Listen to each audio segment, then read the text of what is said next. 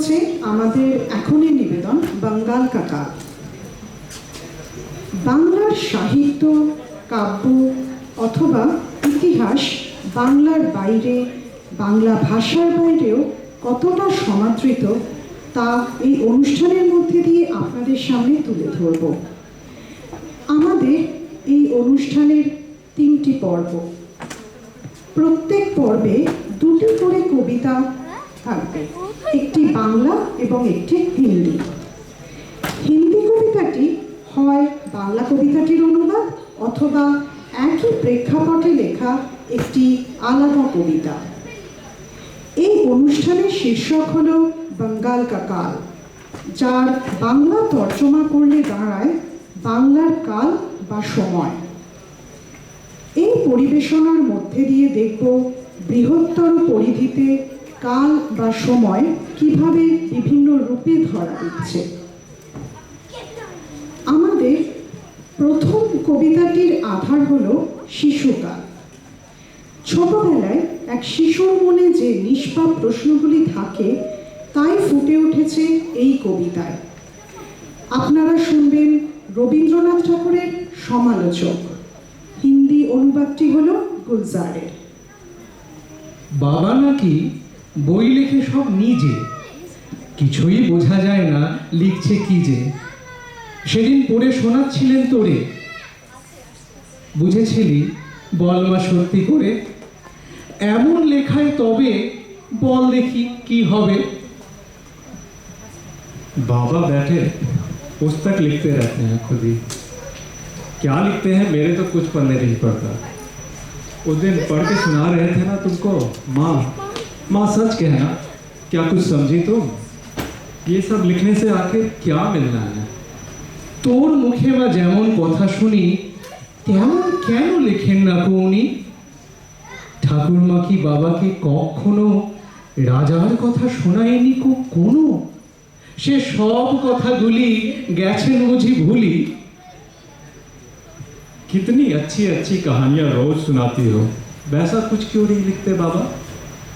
दादी माँ ने बाबा को क्या राजा वाली खोई कहानी कभी नहीं सुनाई, या वो सारे भूल गए हैं? স্নান করতে বেলা হলো দেখে তুমি কেবল যাও মা ডেকে ডেকে।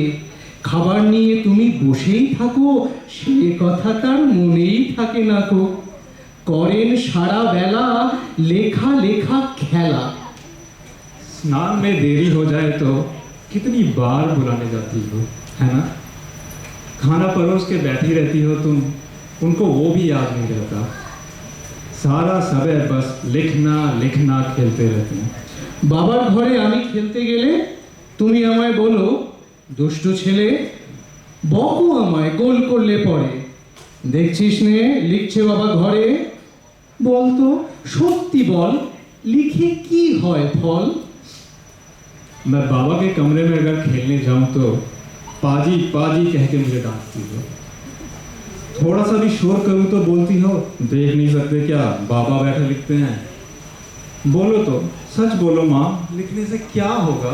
আমি যখন বাবার খাতা টেনে লিখি বসে দোয়াত কলম এনে, ক খ গ ঘ ঙ হ জ ব র, আমার বেলা কেন মা রাগ করো? मैं बाबा के कागजों पर जब कलम दवात से क ख ग लिखता हूँ तो क्यों गुस्सा करती हो तुम? बाबा जब वो ही लिखते हैं तुम कुछ नहीं कहती।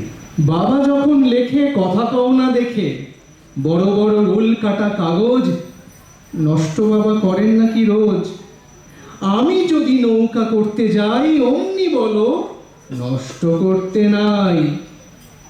সাদা কাগজ কালো করলে বুঝি ভালো? लाइनों वाले कितने कागज बाबा रोज खराब करते हैं। नाव बनाने को मैं एक उठा लूं तो कह देती हो कागज नष्ट नहीं करते। सादा कागज लिख लिख के काले करने से क्या नष्ट नहीं होते? পরের কবিতাটিতে কাল অথবা সময়ের প্রতি মানুষ আর তার সৃষ্টিকর্তার যে দৃষ্টিভঙ্গি সেটিকে আপেক্ষিকতা বা রিলেটিভিটির প্রিজমের মধ্যে দিয়ে দেখেছেন কবি। আরও উল্লেখযোগ্য এই যে রবীন্দ্রনাথ ঠাকুরের এই কবিতা অনুবাদ করেছে আমাদেরই ঘরের ছেলে নিতিন শ্রীবাস্তব। কবিতার নাম প্রতীক্ষা। হে রাজেন্দ্র, তব হাতে কাল অন্তহীন, গণনা কেহ না করে।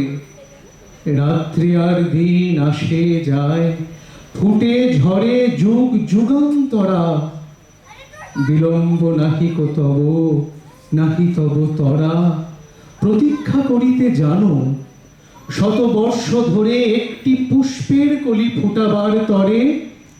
চলে তবু ধীর আয়োজন, কাল নাই আমাদের হাতে। কাড়াকাড়ি করে তাই সবে মিলে, দেরি কারু নাকি সহে কভু।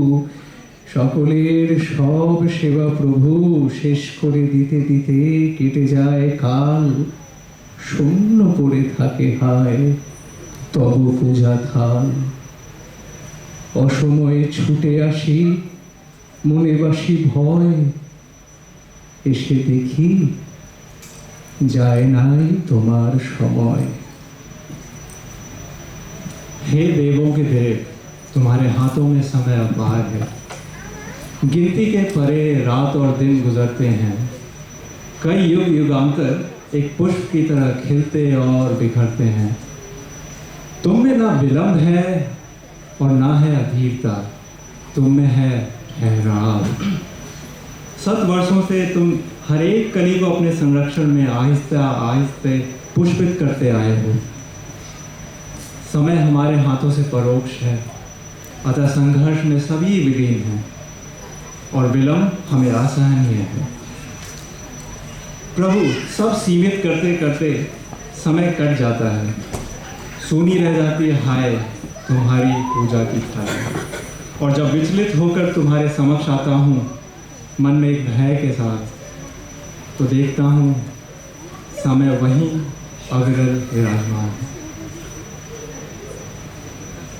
40-এর দশকে ভারতবর্ষ যখন এক কাল সন্ধিক্ষণে দাঁড়িয়ে, তখনই বাংলার বুকে ঘটল দুর্ভিক্ষ ও দেশভাগের রক্তক্ষরণ। যে দুটি ঘটনা ছাড়া বাংলার ইতিহাস অসমাপ্ত ও অলিখিত। এই উপস্থাপনার শেষ পর্বে আপনারা পরপর শুনবেন অচিন্ত কুমার সেনগুপ্তের উদ্বাস্তু এবং হরিবংশ রায় বচ্চনের বাঙ্গাল কাকা। চল তাড়াতাড়ি কর, আর দেরি নয়, বেরিয়ে পড়ে এক্ষুনি। ভোর রাতে স্বপন ভরা আদুরে ঘুমটুকু নিয়ে আর বাস ফিরতে হবে না। উঠে পড় গা ঝাড়া দিয়ে, সময় নেই। এমন সুযোগ আসবে না আর কোনোদিন। বাজ বাছাই না করে হাতের সামনে যা পাস তাই দিয়ে পোটলা পুটলি বেঁধে নে হুট করে। বেরিয়ে পড়, দেরি করলেই পস্তাতে হবে, বেরিয়ে পড়। ভূষণ পাল তার গোটা পরিবারটাকে ঝড়ের মতো নাড়া দিলে। কত দূর দিগন্তের পথ, এখান থেকে নৌকা করে স্টিমার ঘাট, সেখান থেকে রেল স্টেশন। কি মজা, আজ প্রথমবার ট্রেনে চাপবি, সেখান থেকে চেকপোস্ট, তারপর সেখান থেকে পায়ে হেঁটে পায়ে হেঁটে পায়ে হেঁটে। ছোট্ট ছেলেটা ঘুম মোছা চোখে জিজ্ঞেস করলে, সেখান থেকে কোথায় বাবা? কোথায় আবার, আমাদের নিজেদের দেশে। ছায়া ঢাকা ডোবার ধারে হিজল গাছে ঘুম ভাঙা পাখিরা চেনা গলায় কিচির মিচির করে উঠল। জানলা দিয়ে একবার বাইরে তাকালো ছোট্ট ছেলেটা, দেখলো তার কাটা ঘড়িটা এখনো গাছের মগ ডালে আটকে আছে। হাওয়ায় ঠোক্কর খাচ্ছে, কিন্তু ছিঁড়ে পড়ছে না কিছুতেই। ঘাটের শান চটে গিয়ে যেখানে শ্যাওলা জমেছে, সেও করুণ চোখে জিজ্ঞেস করছে, কোথায় যাবে? হিজল গাছের ফুল টুপটুপ করে এখনো পড়ছে জলের ওপর। জিজ্ঞেস করছে, যাবে কোথায়? একটু দূরেই মাঠে মেঘের মতো ধান হয়েছে, লক্ষ্মীবিলাস ধান। তারও এক প্রশ্ন, যাবে কোথায়? আরো দূরে ছলছলাত পাগলি নদীর ঢেউ, তার উপরে চলেছে পালতোলার ডিঙি ময়ূরপঙ্খী। বলছে, আমাদের ফেলে কোথায় যাবে? আমরা কি তোমার গত জন্মের বন্ধু? এই জন্মের কেউ নই, স্বজন নই। তাড়াতাড়ি কর, তাড়াতাড়ি কর। আঙিনায় গোবর ছড়া দিতে হবে না, লেপতে হবে না পৈঠে পিড়ে, গরু দুইতে হবে না, খেতে দিতে হবে না, মাঠে গিয়ে বেঁধে রাখতেও হবে না। দরজা খুলে দিই, যেখানে খুশি চলে যাক, আমাদের মতো। কিন্তু আমরা যাচ্ছি কোথায় তা জানি না। যেখানে যাচ্ছি সেখানে আছে কি? সব আছে, অনেক আছে, অঢেল আছে। কত আশা, কত বাসা, কত হাসি, কত গান, কত জন, কত জায়গা, কত চেল্লা, কত জমক। সেখানকার নদী কি এমনই মধুমতি? সেখানকার মাটি কি এমনই মমতা মাখানো? ধান কি এমনই বৈকুণ্ঠ বিলাস? সোনার মতো ধান আর রূপোর মতো চাল। সেখানকার বাতাস কি এমনই হিজল ফুলের গন্ধে ভরা, বুনো বুনো, মৃদু মৃদু? মানুষ কি সেখানে কম নিষ্ঠুর, কম ফন্দিবাজ, কম সুবিধাখোর? তাড়াতাড়ি করো, তাড়াতাড়ি করো। ভূষণ এবার স্থির উপর রীতিমতো থমকে উঠল। কি অত বাছাবাছি বাধাবাধি করছো? সব ফেলে ছড়িয়ে টুকরো টুকরো করে এপাশে ওপাশে বিলিয়ে দিয়ে এগিয়ে চলো। চারধারে কি দেখছিস? হ্যাঁ, ছেলেকে ঠেলা দিল ভূষণ। জলজংলার দেশ, দেখবার আছেটা কি? যদি আসল জিনিস দেখবি তো চল ওই পারে, আমাদের নিজেদের দেশে, নতুন দেশে, নতুন দেশের নতুন জিনিস। মানুষ নয়, জিনিস। নতুন জিনিসের নতুন নাম, উদ্বাস্তু। ওরা কারা চলেছে আমাদের আগে? ওরা কারা? হ্যাঁ, ওরা উদ্বাস্তু। কত ওরা জেল খেটেছে, তকলি কেটেছে, হত্যে দিয়েছে সত্যের দুয়ারে। কত ওরা মারের পাহাড় ডিঙিয়েছে, পেরিয়ে গিয়েছে কত কষ্ট ক্লেশের সমুদ্র। তারপর পথে পথে ওরা মিছিল করেছে, সকলের সমান হয়ে, কাঁধে কাঁধ মিলিয়ে, পায়ে পায়ে রক্ত ছড়িয়ে। তারপর ক্লান্ত যাত্রার শেষ পরিচ্ছেদে ছেঁড়া খোঁড়া খুবলে নেওয়া মানচিত্রে যেই হঠাৎ দেখতে পেল আলো ঝলমল ইন্দ্রপুরীর সারা, ছুটল দিশেহারা হয়ে এতদিনের পরিশ্রমের বেতন নিতে, মসনদে গদিয়ান হয়ে বসতে, ঠেস দিতে বিস্ফারিত উপশমের তাকিয়ায়। হ্যাঁ, ওরাও উদ্বাস্তু। কে উৎখাত ভিটে মাটি থেকে, কে উৎখাত আদর্শ থেকে।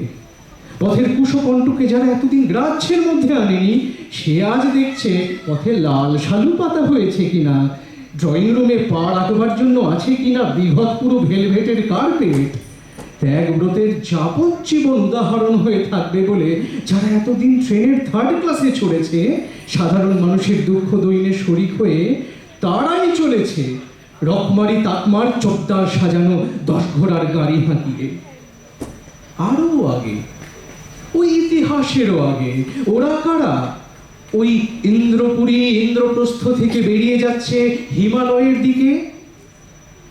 মহাভারতের মহাপ্রস্থানের পঞ্চনায়ক ও তাদের সঙ্গিনী, স্বরূপ অনুরূপা। যুদ্ধ জয় করেও যারা সিংহাসনে গিয়ে বসল না, কর্ম উদযাপন করেও যারা লোলুপ হাতে কর্মফল বন্টন করল না নিজেদের মধ্যে, দেখিয়ে গেল প্রথমেই পতন হলো দ্রৌপদী, পক্ষপাতিতার। তারপর একে একে বলল সব অহংকার, রূপের, বিদ্যার, বলের, লোভের, আক্রাসের। আরো দেখালো শুধু যুধিষ্ঠিরই পৌঁছয়। কেননা সে ঘৃণ্য বলে, পশু বলে পথের সহচর কুকুরকেও ছাড়ে না।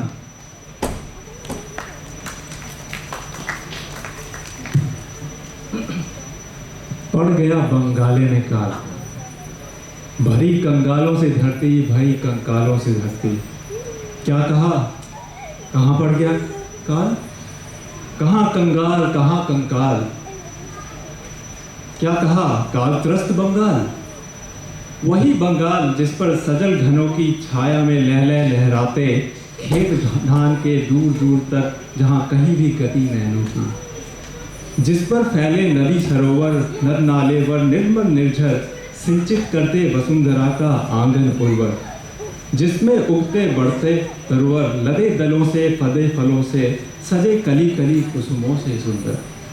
वही बंगाल देख जिसे पुलकित नेत्रों ने भरे कंठ से गदगद स्वर से कवि ने गाया राष्ट्रगान वह, वंदे मातरम सुजलाम सुफलाम मलय शीतलाम सस्य श्यामलाम मातरम। वही बंगाल जिसकी एक सांस ने भर दी मरे देश में जान, आत्मसम्मान आज़ादी की आन। आज काल की गति भी कैसी हाय, स्वयं असहाय स्वयं निरुपाय स्वयं निष्प्राण, मृत्यु के भूख से होकर ग्रास गिन रहा है जीवन की सांस सांस। हे कवि तेरे अमर गान की सुजला सुफला मलय गंधिता सस्य श्यामला फुल्ल कुसुमिता द्रुम सुसज्जिता चिर सुहासिनी मधुर भाषिणी धरणी भरणी जगत वंदिता। बंग भूमि अब नहीं रही वह, बंग भूमि अब सस्यहीन है, दीन क्षीण है चिरमलीन है, भरणी आज हो गई है हरणी। जल दे फल दे और अन्न दे जो करती थी जीवन दान। मरघट सा अब रूप बनाकर अजगर सा अब मुंह फैलाकर खा लेती अपनी संतान। बोल बंग की वीर मेदनी अब वो तेरी आग कहाँ है, आजादी का राग कहाँ है, लगन कहाँ है लाग कहाँ है। बोल बंग के वीर मेदनी अब तेरे सिरताज कहाँ है, अब तेरे जांबाज कहाँ है, अब तेरी आवाज कहाँ है। बंकिम ने गर्वोन्नत ग्रीवा उठा विश्व से खाया पूछा, के बोले माँ तुम्ही अबले। मैं कहता हूँ तू अबला है, तू होती माँ अगर न निर्बल अगर न दुर्बल तो तेरे यह लक्ष्य लक्ष्य सुत वंचित रहकर उसी अन्न से उसी धान्य से जिस पर है अधिकार इन्हीं का, क्योंकि इन्होंने अपने श्रम से जोता बोया इसे उगाया, सींच स्वेत से इसे बढ़ाया, काटा मारा ढोया, भूख भूख कर सूख सूख कर पंजर पंजर गिर धरती पर, यो न तोड़ देते अपना दम और नपुंसक मृत्यु न मरते भूखे बंग देश के वासी। छाई है मुर्दनी मुखों पर आंखों में है धसी उदासी, भूख विपदग्रस्त हो क्षुधात्रस्त हो चारों ओर भटके फिरते लस्त पस्त हो ऊपर को तुम हाथ उठाते। मुझसे सुन लो नहीं स्वर्ग से अन्न गिरेगा नहीं गिरेगी नभ से रोटी, किंतु समझ लो इस दुनिया की प्रति रोटी में इसी दुनिया के हर दाने में एक तुम्हारा भाग लगा है, एक तुम्हारा निश्चित हिस्सा। उसे बटाने उसे लेने उसे छीनने और अपनाने को जो कुछ भी तुम करते हो सब कुछ जायज सब कुछ रायज। नए जगत में आंखें खोलो नए जगत की चालें देखो, नई बुद्धि से कुछ समझा तो ठोकर खाकर तो कुछ सीखो और भुलाओ पाठ पुराने। मन से अब संतोष हटाओ असंतोष का नाद उठाओ, करो क्रांति का नारा ऊंचा, भूखो अपनी भूख बढ़ाओ और भूख की ताकत समझो, हिम्मत समझो जुर्रत समझो कुवत समझो। देखो कौन तुम्हारे आगे नहीं झुका देता सिर अपना। हमें भूख का अर्थ बताना भूखो इसको आज समझ लो, मरने का यह नहीं बहाना। फिर से जीवित फिर से जागृत फिर से उन्नत होने का है भूख निमंत्रण है आह्वान। भूख नहीं दुर्बल निर्बल है भूख सबल है, भूख प्रबल है भूख अटल है, भूख कालिका है काली है या काली सर्वभूतेषु क्षुधा रूपेण संस्थिता। नमस्तस्यै नमस्तस्यै नमस्तस्यै नमो नमः। भूख प्रचंड शक्तिशाली है या चंडी सर्वभूतेषु क्षुधा रूपेण संस्थिता। नमस्तस्यै नमस्तस्यै नमस्तस्यै नमो नमः। भूख अखंड शौर्यशाली है या देवी सर्वभूतेषु क्षुधा रूपेण संस्थिता। नमस्तस्यै नमस्तस्यै नमस्तस्यै नमो नमः। या देवी सर्वभूतेषु क्षुधा रूपेण संस्थिता। नमस्तस्यै नमस्तस्यै नमस्तस्यै नमो नमः।